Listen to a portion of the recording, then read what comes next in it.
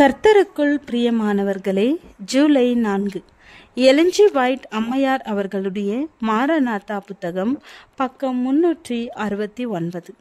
இன்றைய தியானத்திற்காக தெரிந்து கொள்ளப்பட்ட தலைப்பானது தீர்க்க தரிசனத்தில் அமெரிக்க ஐக்கிய நாடு.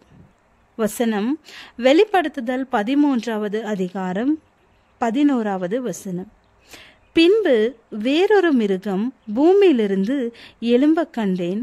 அது ஒரு ஆட்டுக்குட்டிக்கு ஒப்பாக 2 கொம்புகள் உடையதாயிருந்து வலு சர்ப்பத்தை போல பேசினது.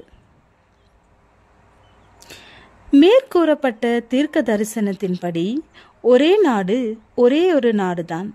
அதற்கேற்ற தனி குறிப்புள்ள விவர விளக்கத்திற்கு பொருத்தமானதாக அமைந்திருக்கிறது. அதை குறித்து தவறாக பொருள் கொள்ள முடியாத அளவிற்கு அது அமெரிக்க ஐக்கிய நாட்டையே சுட்டி காட்டுகிறது. நமது சொந்த நாட்டின் எழுச்சி, அதன் வளர்ச்சி ஆகியவை குறித்து கருத்தை கவருகின்ற விதத்தில் அதன் தோற்றம் காணப்படுகிறது.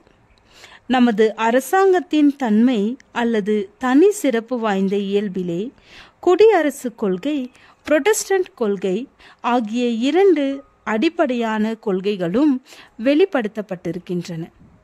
இத்தகைய மதிப்பு வாய்ந்த பண்பையும் மாசற்ற தன்மையையும் சுட்டிக்காட்டத்தக்கதாக ஆட்டுக்குட்டிக்கு இருப்பதை போன்ற கொம்புகள் அடையாள சின்னங்களாக இருக்கின்றன.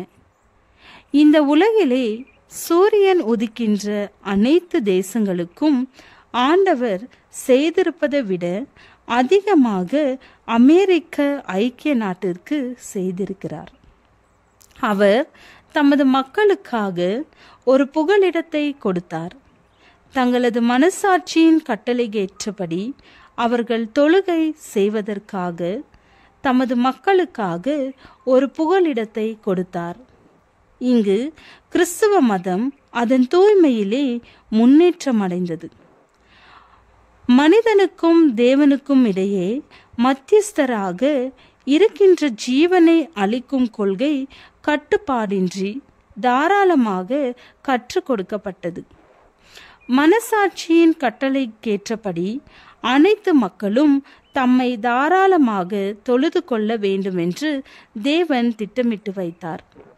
விரிவாக்கப்பட்ட சுவிசேஷ சிறப்புரிமைக்காக விடுதலை கொடுக்கப்பட்டிருக்கிறது என்பதை சுட்டிக்காட்ட இந்த உள்நாட்டு அரசாங்க நிறுவனங்களை திட்டமிட்டு அமைத்தார்.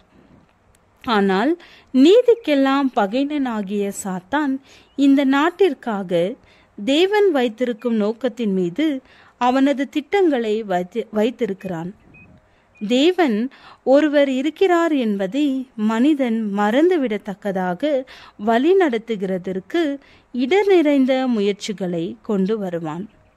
விக்கிரக வணக்கம் போன்ற உலக பற்றும் பேராசையும் மாபெரும் வஞ்சகனின் கிரியைகளின் மூலமாக மேலோங்கி நிற்கும்.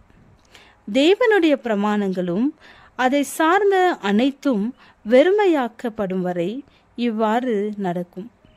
சாத்தான் நமக்கு தெரியாமல் நம்மை முந்திக் கொண்டிருக்கிறான் என்பது எனக்கு காட்டப்பட்டிருந்தது. தேவனின் பிரமாணம் சாத்தானின் பிரதிநிதிகளால் ஒன்றுமில்லாமல் வெறுமையாக்கப்பட்டுவிடும். வீண் பெருமையுடன் சுதந்திரம் பற்றி பேசப்பட்டு கொண்டிருந்த நமது நாட்டில் மார்க்க சுதந்திரம் ஒரு முடிவிற்கு வந்துவிடும். நமது நாடு தன்னுடைய சட்டசபை கூட்டங்களிலே மனிதரின் மார்க்க சம்பந்தமான உரிமைகளிலே அவர்களது மனசாட்சியை கட்டுப்படுத்துவதற்கு ஞாயிறு ஆசரிப்பை நடைமுறைப்படுத்துவதற்காக சட்டங்கள் இயற்றும் பொழுது 7ஆம் நாள் ஓய்வு நாளை ஆசரிப்பவர்களுக்கு எதிராக ஒடுக்கும் வல்லமை செயல்படுத்தும் பொழுது தேவனுடைய பிரமாணம் அதன் அனைத்து உட்கருத்துகளிலும் நோக்கங்களிலும் நமது நாட்டிலே பயனற்றதாக ஆக்கப்படும். நாடு தழுவிய மருள விழுகைக்கு பின்னர் நாட்டின் அழிவு பின்தொடர்ந்து வரும். ஜெபம். அந்தகாரமான இருளில் இருந்து என்னை அழைத்தவரே, உமது புண்ணியங்களை அறிவிக்க பலன் தாரும். ஆமென்.